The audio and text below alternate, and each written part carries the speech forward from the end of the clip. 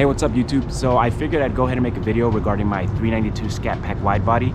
I know that there's several videos out there already. These are still relatively new, but I'm sure that there's a lot of people out there that are contemplating between the Hellcat or the 392 wide body. And considering the fact that they're about the same price point in terms of, a used Hellcat and a brand new 392, I figured I'd just go ahead and share my own opinions and thoughts on what it's been like for me so far to maybe hopefully help somebody out there that's trying to make that decision. I'll go ahead and share the price that I got mine for in a little bit, and I think you guys will understand maybe my own personal reason as to why I went ahead with the Scatpack wide body.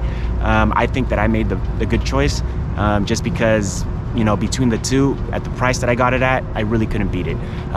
But keep in mind that this is all coming from somebody who's coming from Japanese cars. So I've had everything from an S13, an SC300, a GS400. I've tinkered with the German vehicles too, but the older ones like an E30 and whatnot. That changed when I went ahead and rented a vehicle that I was gonna trip from San Francisco to San Diego. And I went to see what vehicles were available to rent. And so I didn't want to drive something that was super boring. It was just going to be myself and a buddy. And I wanted something that was going to be fun. So I saw, I asked them what sports cars they had available, and they had a Challenger. They did tell me that they actually had the 5.7 V8 in there. And I went ahead and picked that one. And so from the moment I hopped into that car, I was immediately hooked. It's just a completely different experience when you hear a V8. And at that point, I knew I had to have one. I thought about the Charger, but I think the fact that this one sort of has kept much of its historic heritage and its actual design, that's what really made me want to lean toward the Challenger. The Mustang is beautiful, I love it as well, but there's something about this front end that was really what sold me, and so I became hooked on the car.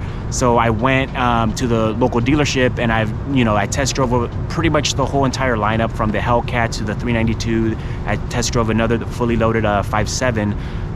And that's where the hunt started. I mean, it was really hard for me to make a decision on which one it is that I wanted. So, I'll go ahead and get to the price that I got this for, which, was probably one of the reasons why I ended up going with this one, as opposed to the Hellcat.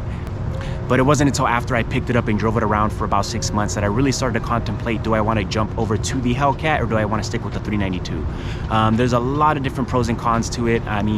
But for starters, I'll go ahead and say that this one is a very manageable car. This is something that you can daily drive. It's so well composed, and it's so manageable and predictable. That's what really has made me love the 392 a lot more. I did own a WRX for a while, and I loved it. But keep in mind, like I mentioned before, I have had a GS400, and so I had something that was a bit quicker. And I love the cosmetic or aesthetic part of the WRX. After about maybe 6 months, I decided to part ways with it, just because I wanted something a little bit more, something that looked a little bit more aggressive, something that had more of a kick to it.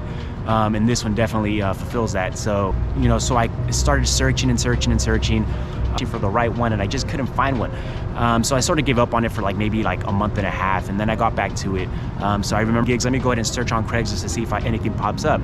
And sure enough, I saw a listing that had only been posted about maybe 3 hours ago, and it was this car here, and it was in Palm Springs. So that's about maybe 6.5 hours away from San Francisco.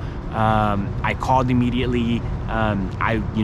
At first I didn't get an answer, and so I was like, oh man, he probably sold it already, because you'd be dumb to not jump on it right away, considering that dealers are still selling them for about 45. And so I called him, I didn't get an answer, I left a voicemail. So about an hour later, he calls me back and he says, yeah, it's still for sale. And so I couldn't believe it. I was a bit skeptical actually, because okay, there's something wrong with this. Maybe he wrecked it and got it fixed without reporting it or whatnot. For a car that typically goes for about 45, maybe 50 out the door with tax and license from a dealer. I don't know. I asked him for the Carfax. I asked him, multiple questions regarding the car and its history. I even asked him if he's okay with me having it pre-inspected before I actually go ahead and purchase it, because I asked him, do you have the title in hand? Is it currently do you currently have a loan out for it? He's like, no, I have the car, it's paid in full. I'm just looking to downsize my collection, and I'm looking to part ways with it. Don't get me wrong, I was still a little bit worried about what it was, because I ran the license plate and it was coming to a different vehicle. But it turns out anyways, there was a story behind that, but it was still legitimate. And so, I had him send me photos of the registration, his ID, to make sure everything matched up. And then from there, I called my brother up ASAP. What is it that you're looking at now? And I was like, well, there's a Challenger that I've been looking for quite some time, and I really want to go ahead and pick this up, and I don't want to miss out on the deal. So are you open to driving down to Palm Springs with me? My brother's into cars also. I've helped him out with driving him a long distance just to check something out as well. But my brother was down. I told him, what, I will pay for the rental, I'll pay for your food. All I need is for somebody to drive back with me. When I got there, I inspected the car from top to bottom, and it was legit. I mean, so my GoPro died, but I'm bringing this video inside so that I can show you guys the window sticker that came with the car.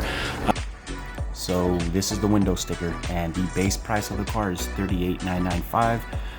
It has a few extra features like the Alcantara Napa seats.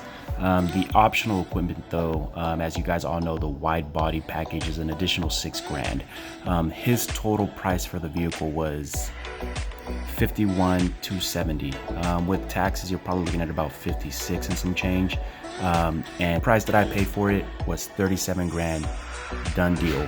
I think that I got a good deal for the car, and this is why I plan on keeping the Scat Pack and why I went with the Scat Pack.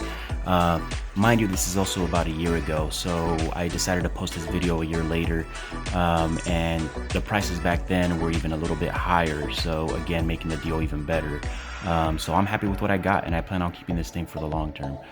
So I do plan on dragging the car once the actual drag strip opens up, and I don't know when that'll be because of this whole COVID lockdown. But go ahead and follow.